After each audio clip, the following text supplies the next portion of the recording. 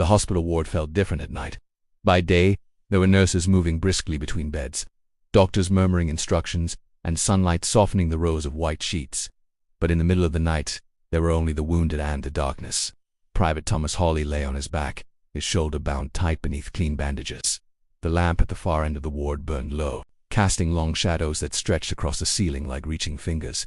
At first there was only an uneasy silence, and then it began. A man somewhere to his left started muttering.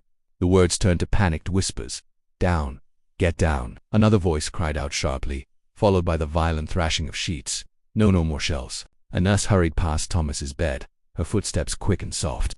She tried to soothe the man, but his voice rose higher, cracking under the weight of whatever trench he was reliving in his dreams. Farther down the ward, someone began sobbing. "I want my mum, please." The voice was Yantiong, a recruit, likely no more than 17. The word mama repeated over and over in the dark, small and desperate. Thomas shut his eyes tight. The ward was alive with misery groans, muffled cries, restless shifting. The wounded lay in neat rows, but sleep refused to come to most of them. The war had followed them here. Another soldier bolted upright with a shout, sweating and wild-eyed. "Stand to! Stand to!" Thomas pressed his palms hard over his ears, trying to drown out the noise. His shoulder throbbed with every heartbeat. He felt helpless, trapped between white walls instead of sandbags. He could face shells and mud. This endless echo of fear was different.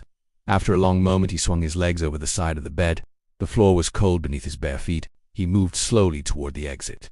Outside, the night air was cool and damp. In the distance, faint but steady, came the low roar of artillery, a dull rumble that rolled through the dark like far-off thunder. He drew a long breath, thinking of his friend still in the trench. "Can't sleep either." Thomas turned. A figure stepped from the shadows.